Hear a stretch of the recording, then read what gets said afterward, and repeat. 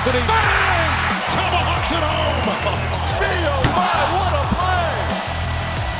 Throws down a vicious slam. Good. He got it. Oh, my. He is always highlight reel stuff. How did he do it? Unbelievable.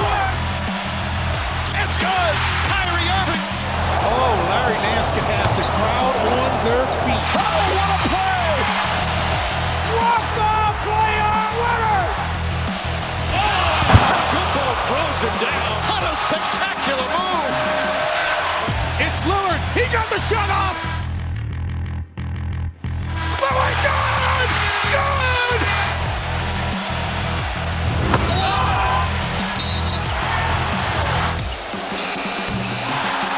I call game. You know that was getting on there. Welcome to the Jub's All-Decade Special. Wow, that was an amazing rollout. Our producer, Michael Bodmer, killed it again. Just the best of the rest. Wait until you see what's in the rest of the show. I'm Rachel Nichols, alongside our ESPN senior writer, Kevin Arnovitz, and the man whose face you just saw all over that montage, 2008 Finals MVP, Paul Pierce. He called game, ladies and gentlemen.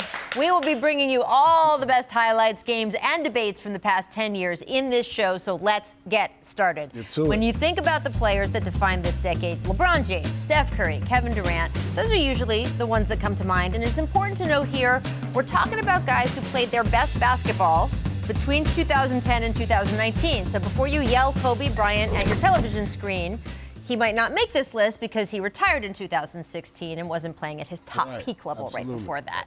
So, Paul, given those criteria, who are the guys, you competed against all of them, that you would say, who is your player of the decade? This is hands down, no argument, unanimously, and if anybody else has something to say, they don't know nothing about the game of basketball. It's hands down LeBron James.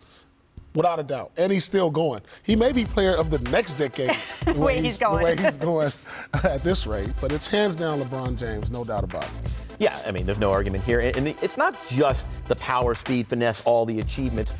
You know, the best player in any decade or in any league is also a cultural figure, right? Like, he is influential behind. He passes what I call the mom test. Like, my mom has heard of LeBron James. She's heard of Steph Curry. Not sure about Kevin Durant, as wonderful as he is. And he has been, again, he's been a global figure for basketball. And its combination of skills has been the export. Absolutely. And look, dominated on every level. You also have a guy like Steph Curry in the conversation. I'm with you guys. I mean, it's not a contest. Steph is probably the next closest if we're going to start going down the list.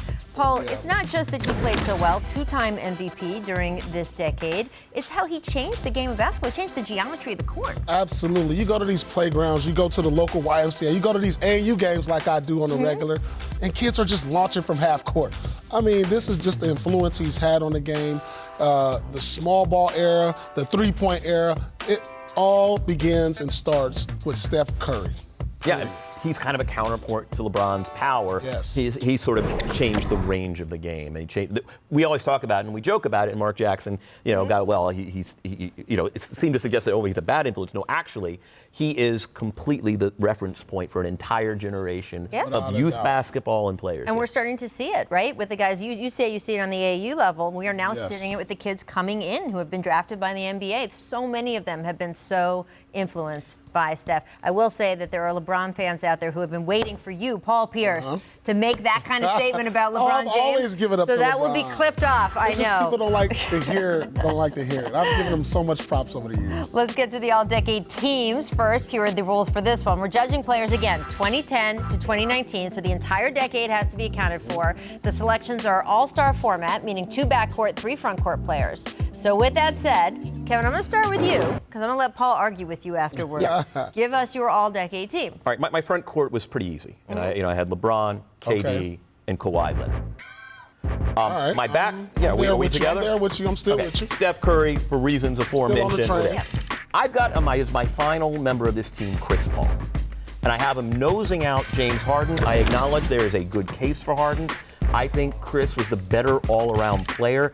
Not only just defensively, the way he controlled a game, the way he controlled possession, the efficiency, year in, year out. I know advanced metrics aside, win shares for 48 minutes. Basically, Right. for each possession, the amount you're on the court, how much do you influence winning? Number 1 in the decade was Chris Paul, ahead of Kevin Durant, ahead of LeBron James, That's ahead of James interesting. Harden. I just think that possession in and possession out, that's the other guard I want. Yeah, I mean, there's a small argument, Chris Paul, because he's had a fantastic career. He's a Hall of Famer, one of the all-time greats. But no one in the last 5 years has finished in second place more times than James Harden for MVP. I mean, He's been in the conversation more than anyone else. easily You be can say talking that. about him MVP the last 4 or 5 years. Yes. Easily. He's had to go against historic season. Steph winning 73 games. Westbrook averaging a triple-double. I mean, even last year, Giannis, the things he did, I mean, he's had to really hurdle some real monumental seasons to not get MVP. And he's put up historic numbers, and I've never seen anything like this. Because we could be sitting here talking about James Harden, 4-time MVP right now. Right, but we're not. And I think it's We're not. interesting that both of you guys put up all decades teams that had the same 4 guys who were champions and sort of undisputed greats. And then with your 5th slot, you both went to a guy who hasn't won a title and has different strengths, right? You played with Chris Paul, right? Much more We of a all defensive know, like we point said guard. earlier, James Harden right now is defining a generation with his offensive prowess. The double step back. Right. I mean, he's doing things offensively we just haven't seen, and he's going to define this generation moving forward. What's your pick at that?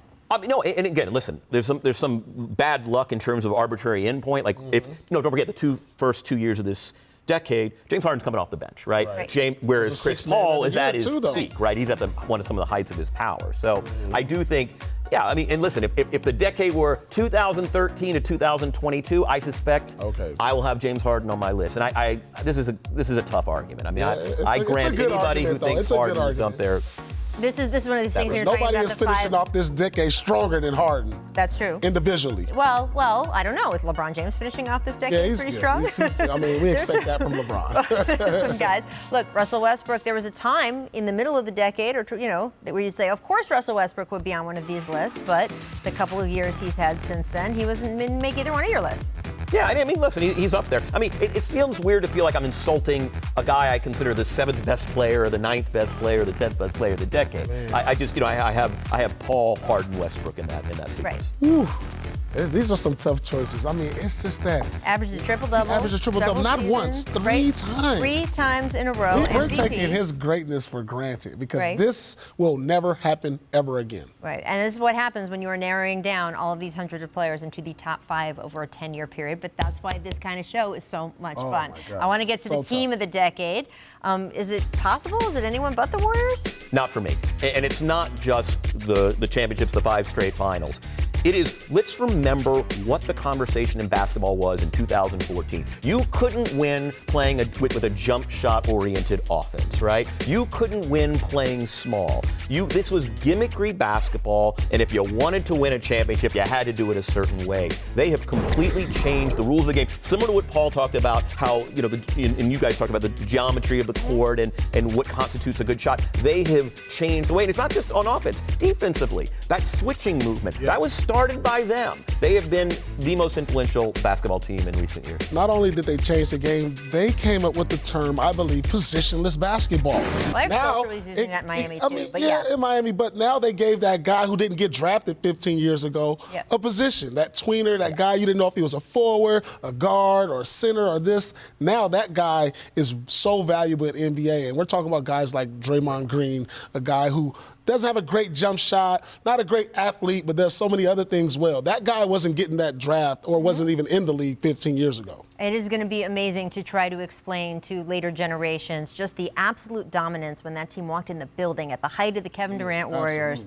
and what it felt like. And look, the guys themselves have said it. Draymond has said, we knew we were winning when we got off the bus. When you have a team like that, they are the team of the decade. Coming up, we're going to show you the Jump's top 10 plays of the 2010s.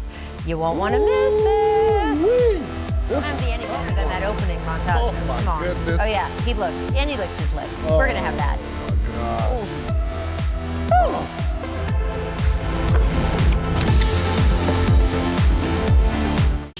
Here are the Jump's top 10 plays of the 2010s. Now, before you tweet us all upset, listen to the rules, please, for this segment. This countdown is not going to include anything from our top 5 games coming up next segment because that's just no fun. Also, it's the top plays, not the top moments, so please just remember that and enjoy because it's so good. Let's get started with number 10. Here's Gerald Green with an insane windmill off the alley-oop in 2012. He's got a lot of these. I mean, right? He has more highlights than any other non-superstar of this decade, right? Yeah. Oh, my goodness. G-Money. That's what we used to call him in Boston. Right? G-Money. And he was out of the league playing basketball in the driveway with his dog before the Rockets picked him back up. Let's look at number 9. Earlier this year, Dame waved bye-bye-bye to OKC in the first round with this 37-footer. That was one of the greatest playoff shots. One of the greatest statement shots. Yeah. He ended the franchise as we knew it. They broke up after this game. Look at his face, though. It was just like, I wouldn't have been able to be that calm. I would have been like yelling or running somewhere else. He's just like, bye. He was like the Barry Sanders This of look, the NBA. right there, right Like, look at that, there. look at that. Right there. Well, he was getting trash talked that whole series, and there's no better trash talk than that. Number 8, 2011, you know Dwyane what? Wade spin two-handed jam over our friend KP. Sorry, Kendrick. Me and Perk never talked about this one. Yeah, I was going to say. So he I don't know. I think I'm Perk scared to doesn't- talk to Perk about No, this. You know what Perk say? You say, that's what you're going to get when you a shot blocker. that is what he would say, but Dwyane Wade would say that's what you get when I'm the Flash. That All come right, with number it, 7, big take a listen, guys. Go, rebound taken by Iguodala. They do have a timeout. Decide not to use it. Curry, way downtown. Bang! Bang! Oh, what a shot from Curry with 0.6 of a second remaining. The brilliant shooting of Stephen Curry continues. That was the shot that was sort of the most emblematic of, oh, wait, he can shoot from anywhere and change the game. And that was the one. That was a 73-win season as Right. well. That That was shot just everything made about that him season unanimous. right there. Right, Right that there. was it. I That do was think it that's right one. there. And If you had Mike Breen's call was tremendous. Right, if you wanted to put one play in a time capsule and said, hey, this is what the Warriors were about, Steph that was Curry, the play. Right, absolutely. Well, that was what the first iteration of the Warriors were Right. about. Very different. Number 6. Good call. In 2010, Blake Griffin invented the Mozgov with this poster Mozgov. jam. Oh. Some disrespectful hand placement on. Get me a this one. Mozgov mural. But you know what? This was You don't also want one of these because look what he does with his hand. Yeah, that's. this was also one of the first social media plays, right? Like this is only 2 years into the smartphone, and I remember this being the dunk where it was like, hey, you're watching it on your phone, sending it to everybody. It was like the first That's a great social point. media dunk. And it still plays today. You can see it. Number 5, 2018, LeBron throwing the hammer down on Nurkic. LeBron Ooh. still got This was in year 15 of his career. He's in year 17 now, but come on. That was ridiculous. That was mean. Ageless force there. And over a large man who knows how to block a shot, nope, sorry. I'll just be doing that. He's still doing it. Woo. Takes your breath away. Look, you just have to just sit back and watch. All right, let's take a listen to number 4. Here we go on this one. I'll show you how to coach. Here comes Chris Paul. The lob. A jam! Oh, what a monster jam by DeAndre Jordan!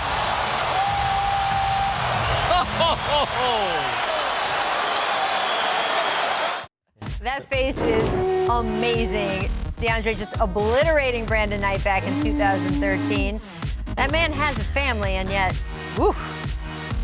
And the great disintegrating. and a great lob roller call. Right, I might add. Absolutely. If that happens to your teammate, Paul, do you even say anything, or do you just You know give him what? the Something respect like of not that looking did at him? happen because LeBron did that to Jason Terry. Yeah. You guys, Yeah. the same play, lob and disintegrated him. Woo. Number 3, James Harden dropping Wes Johnson. Oh my goodness. This is, I mean, come on. Again, we're going to show it up close again because my favorite part of this is You love this. he licks his lips after dropping him. He looks at him, drops him, looks at him, and the man licks his lips and then makes the shot. I will never get over this as long as I'm watching basketball. It is phenomenal. Oh, no, It is phenomenal. Number 2, Derrick Rose, two-handed jam over Goran Dragic, 2010. Please take it in. Pre-injury, Derrick Rose. The whole decade would have changed, Paul, right? If he didn't get hurt, I wonder who would have been more athletic, him or Russell Westbrook. Ooh. It's a good call. That's a good argument. He was on track to be one of those guys that when he's in the building on the road, there's more revenue, there's more everything, there's Youngest more buzz. MVP ever. Passes the mom test, everything. All right, number one. Let's listen. Number one. It's off to Leonard, defended by Simmons. Is this the dagger?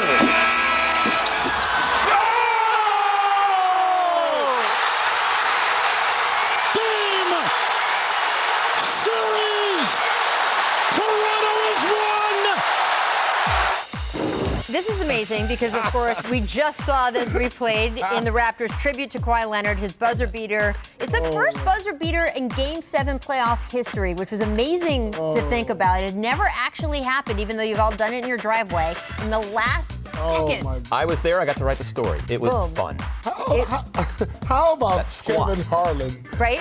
on the mic? That was awesome. Just amazing. In the squat. That picture of like waiting and tongue- waiting. Right. You know, we've had conversations on the show of what is the best shot of all time, right? What is the best playoff shot of all time? There's an argument for Kyrie Irving hitting that Game 7 shot that brought a team back from 3-1. We've got Ray Allen's shot with the Heat. We've got Michael Jordan, that shot in Utah, right? And it's almost always when you're having these debates, it's an NBA Finals shot, right? It has to be. That's when the stakes are the highest. And yet that shot with Kawhi has been elevated, and I think is almost, maybe not, it's not in that conversation, it's at least in the neighborhood because of what it meant for the franchise. It led to their path to a championship. absolutely. And just that moment. And it was a so sudden incredible. death shot, It was right? a Like Game sudden 7 death ended a series. Situation had never happened before in the history of the NBA. All right, we're not done with the countdowns yet. Coming up, we count down the top 5 games of the decade. Now, you know this one's going to be on the list. Find out where when the Jump's all-decade special returns.